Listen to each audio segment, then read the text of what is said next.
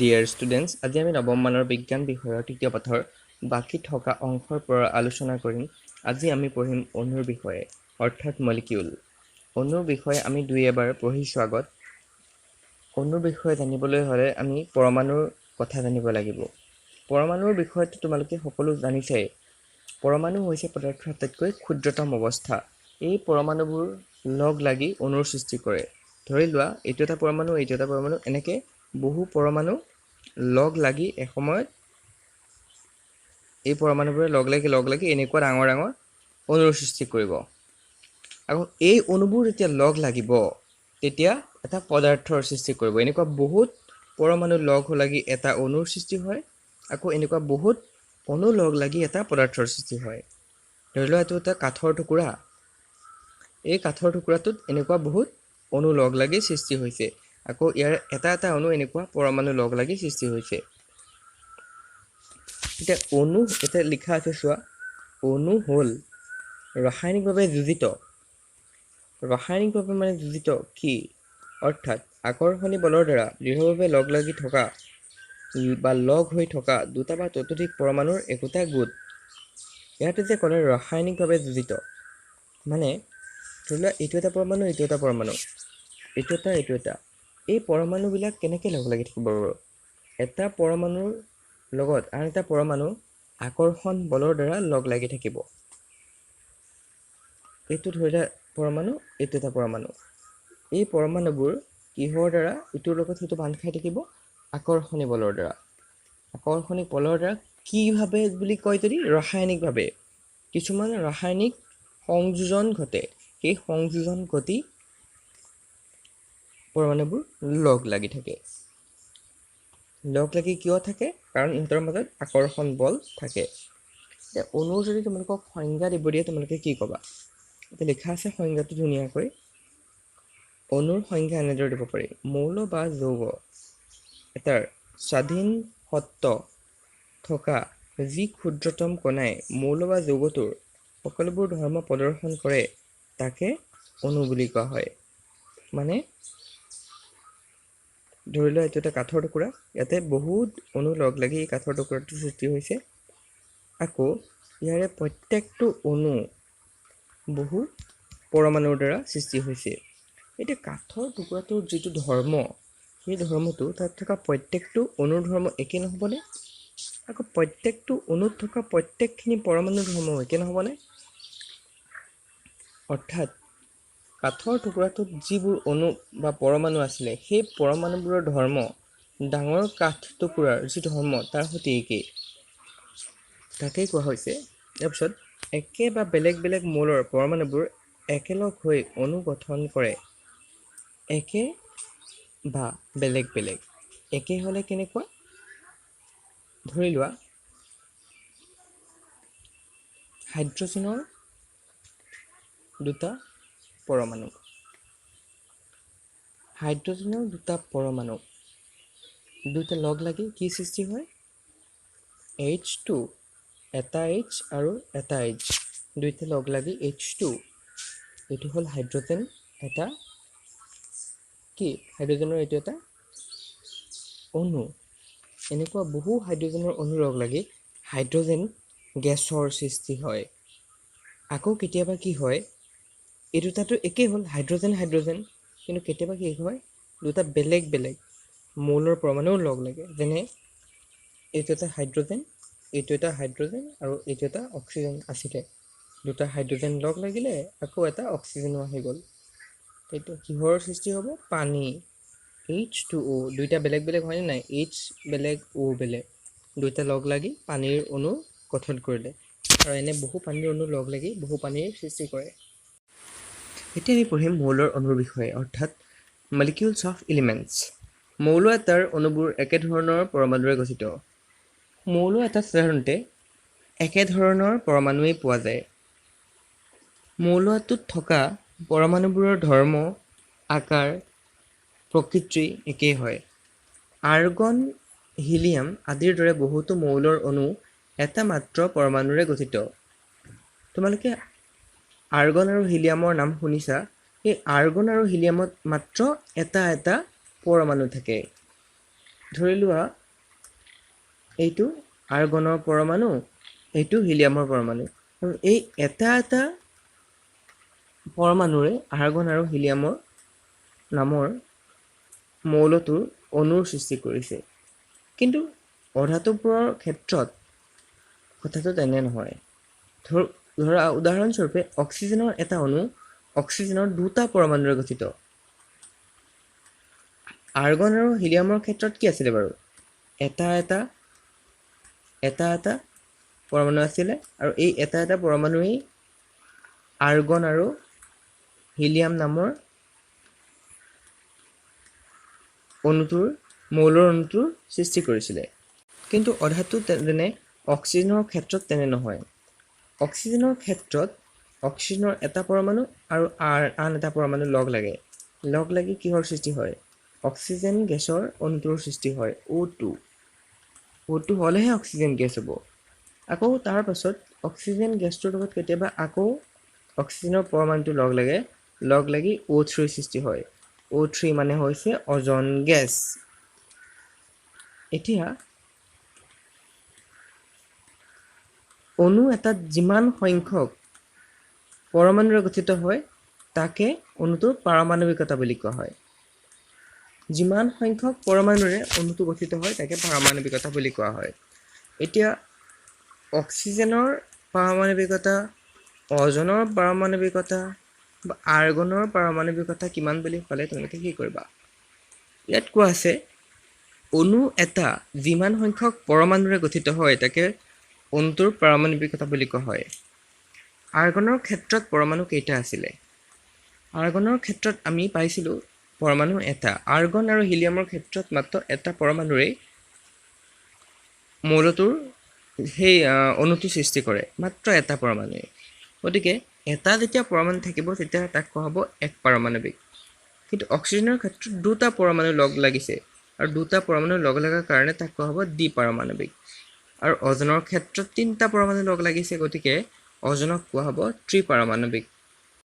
ধাতুসমূহ আৰু কাৰ্বনৰ দৰে আন কিছুমান মৌলৰ সৰল গঠন নাথাকে।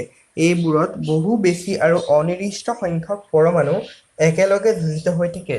ধাতুৰ উদাহৰণ তোমালোকে মোক তলত কমেণ্ট বক্সত কমেণ্ট কৰি জনোৱা। এতিয়া ধাতুসমূহ আৰু কাৰ্বনৰ দৰে কিছুমান মৌল থাকে যিবোৰৰ সৰল গঠন নাথাকে। কিয়নো তোমালোকে ইতিমধ্যে পঢ়িছা যে অক্সিজেনত কেইটা পৰমাণু থাকে? অক্সিজেন গেছত বা অক্সিজেনৰ অণুটোত অক্সিজেনৰ দুটা পৰমাণু থাকে। অজনৰ অণুটোত অক্সিজেনৰ তিনিটা পৰমাণু থাকে। কিন্তু কাৰ্বনে যিবোৰ মৌল গঠন কৰে বা ধাতুসমূহে যিবোৰ মৌল গঠন কৰে তাত অসংখ্য সংখ্যক পৰমাণু থাকে। গতিকে তাত সিহঁতৰ সৰল গঠন এটা পোৱাও কঠিন হৈ পৰে। অক্সিজেনৰ ধৰি লোৱা দুটা পৰমাণু লগ লাগিছে, দুইটা পৰমাণু লগ লাগি অক্সিজেন গেছটোৰ সৃষ্টি হৈছে। কিন্তু কাৰ্বন আৰু ধাতুসমূহৰ ক্ষেত্ৰত কি হয়? এনেকুৱা পৰমাণু অসংখ্য লগ লাগে। অসংখ্য পৰমাণু লগ লাগি মৌলটোৰ গঠন কৰে। ফলত ইয়াৰ সাধাৰণ গঠন এটা পোৱাটো বা সৰল গঠন এটা পোৱাটো কঠিন হৈ পৰে। তলৰ তালিকাখনত কিছুমান মৌলৰ পাৰমাণৱিকতাৰ বিষয়ে দিয়া হ'ল। তো পাৰমাণৱিকতা মানে ইতিমধ্যে পঢ়িছোঁ, যোনটো মৌলত যিমানটা পৰমাণুৰে গঠিত হয় বা যোনটো মৌলৰ অণুটো যিমানটা পৰমাণুৰে গঠিত হয় সেইটোৱে তাৰ পাৰমাণৱিকতা বুলি কোৱা হয়। ইতিমধ্যে আমি পঢ়িছোঁ আৰ্গনৰ পাৰমাণৱিকতা 1, অৰ্থাৎ আৰ্গনৰ অণুটোত মাত্ৰ এটাই পৰমাণু থাকে, গতিকে ইয়াৰ পাৰমাণৱিকতা 1 এটা থাকে। হিলিয়ামৰো ঠিক তেনেদৰে 1 বুলিয়েই পঢ়িছিলোঁ। অক্সিজেনৰ দ্বিপাৰমাণৱিক। অক্সিজেনৰ অণুটোত অক্সিজেনৰ দুটা পৰমাণু লগ হয় তেতিয়াহে অক্সিজেনৰ এটা অণু গঠন কৰে। এতিয়া দুই আছে। ঠিক তেনেকৈ হাইড্ৰজেনৰো দুটা থাকে, নাইট্ৰজেনৰো দুটা থাকে আৰু ক্লৰিনৰো দুটা থাকে। গতিকে দুটা থাকে কাৰণে সিহঁত হৈছে দ্বিপাৰমাণৱিক। কিন্তু ফচফৰাছৰ ক্ষেত্ৰত ই 4টা থাকে, গতিকে চৰ্তু পাৰমাণৱিক বুলি কোৱা হয়। আৰু ছালফাৰৰ ক্ষেত্ৰত বহু পাৰমাণৱিক, অৰ্থাৎ বহু পৰমাণু লগ লাগি থাকে। মৌলৰ অণুৰ ইমানেই পঢ়িলোঁ। এতিয়া আমি পঢ়িম যৌগৰ অণুৰ বিষয়ে, অৰ্থাৎ মলিকিউলছ অফ কম্পাউণ্ডছ। যৌগ আৰু মৌলৰ কি হয় তোমালোকে দ্বিতীয় অধ্যায়ত ইতিমধ্যে পঢ়ি আহিছা। গতিকে যৌগ আৰু মৌল কি হয় তোমালোকে জানাই। আৰু মৌল আৰু যৌগৰ উদাহৰণ তোমালোকে জানাই যৌগ কিছুমানৰ উদাহৰণ তোমালোকে তলত লিখিবা কমেণ্টত এতিয়া ইয়াতে লিখা আছে আহাচোন এতিয়া আমি যৌগৰ অণুৰ বিষয়ে পঢ়োঁ চ' এতিয়া লিখা আছে বেলেগ বেলেগ মৌলৰ পৰমাণুৰ নিৰ্দিষ্ট অনুপাতত লগ হৈ যৌগৰ গঠন কৰে বেলেগ বেলেগ মৌলৰ পৰমাণুৰ আমি কি পঢ়িছিলোঁ যৌগৰ ডেফিনেশ্যনত বা যৌগ কাক বোলে দুই বা ততোধিক বেলেগ বেলেগ মৌল লগ লাগি যৌগ গঠন কৰে ইয়াতে আকৌ বেলেগ বেলেগ মৌলৰ পৰমাণুৰ নিৰ্দিষ্ট অনুপাতত লগ হৈ যৌগৰ অণুৰ গঠন কৰে এতিয়া পানীকে যদি ধৰি লোৱা হাইড্ৰজেনৰ এটা পৰমাণু আৰু অক্সিজেনৰ এটা পৰমাণু দুটা হাইড্ৰজেনৰ পৰমাণু লগ হৈ হ'ল H2 দুটা আছে গতিকে 2 এইটো অক্সিজেন আহি পেলাই ইয়াত লগ হ'ল H2O এইটো এতিয়া কিহৰ যৌগৰ সৃষ্টি হ'ল পানী হয় নাই হাইড্ৰজেনৰ এটা পৰমাণু দুইটা হাইড্ৰজেনৰ পৰমাণু লগ লাগি কিহৰ অণু গঠন কৰিলে হাইড্ৰজেনৰ অণু গঠন কৰিলে অক্সিজেনৰ পৰমাণুটো আহি পেলাই H2 লগত লগ লাগি পানীৰ গঠন কৰিলে এতিয়া তোমালোকে জানা হাইড্ৰজেনটো এটা বেলেগ মৌলৰ অণুৰ পৰমাণু আৰু অক্সিজেনটো এটা বেলেগ মৌলৰ অণুৰ পৰমাণু গতিকে দুইটা বেলেগ বেলেগ মৌলৰ পৰমাণুৰ নিৰ্দিষ্ট অনুপাত এটাত মিহলি হৈছে আৰু অনুপাতটোত মিহলি হৈ যৌগটোৰ গঠন কৰিছে ইয়াতে কিছুমান যৌগৰ উদাহৰণ দিয়া আছে পানীত কি কি থাকে ইতিমধ্যে কৈছোৱে হাইড্ৰজেন আৰু অক্সিজেন কিমান অনুপাত নিৰ্দিষ্ট এটা অনুপাত বুলি কৈছে ন 1:8 1:8টো কেনেকৈ পালে তোমালোকে কিছুদিনৰ আগতে মই এটা ভিডিঅ'ত পঢ়াইছিলোঁ ঠিক তেনেকৈ এমনিয়াত কি কি থাকে নাইট্ৰজেন আৰু হাইড্ৰজেন কিমান অনুপাত 14:3 কাৰ্বন ডাই অক্সাইডৰ সংকেতটো কি হয় বাৰু CO2 কাৰ্বন এটা আৰু অক্সিজেন দুটা কাৰ্বন এটা আৰু অক্সিজেন দুটা কাৰ্বন ডাই অক্সাইড CO2 কিমান অনুপাতত থাকে 3:8 অনুপাতত থাকে আৰু এই অনুপাতটো কিহৰ ওপৰত ভিত্তি কৰি লোৱা হয় ভৰৰ ওপৰত ভিত্তি কৰি লোৱা হয় মৌল আৰু যৌগৰ বিষয়ে ইতিমধ্যে আমি পঢ়িলোৱেই এতিয়া আমি পঢ়িম আয়ন কি হোৱাট ইজ এন আয়ন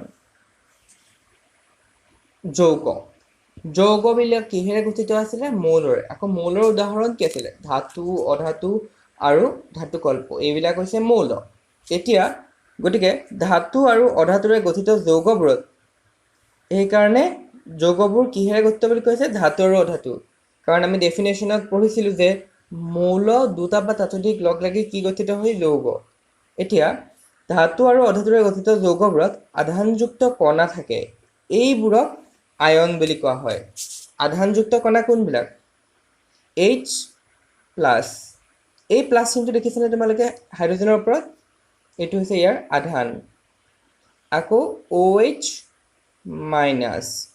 এই মাইনাছ চিনটো দেখিছেনে তোমালোকে এইটো হৈছে ইয়াৰ আধান গতিকে ধাতু আৰু অধাতুৰ ওপৰত যেতিয়া এনেকৈ প্লাছ বা মাইনাছ চিন থাকিব তেতিয়া তাক কোৱা হ'ব আয়ন বুলি এতিয়া আয়ন ঋণাত্মকো হ'ব পাৰে বা ধনাত্মকো হ'ব পাৰে প্লাছ চিন আছে গতিকে এইটো হৈছে ধনাত্মক মাইনাছ চিন আছে গতিকে এইটো হৈছে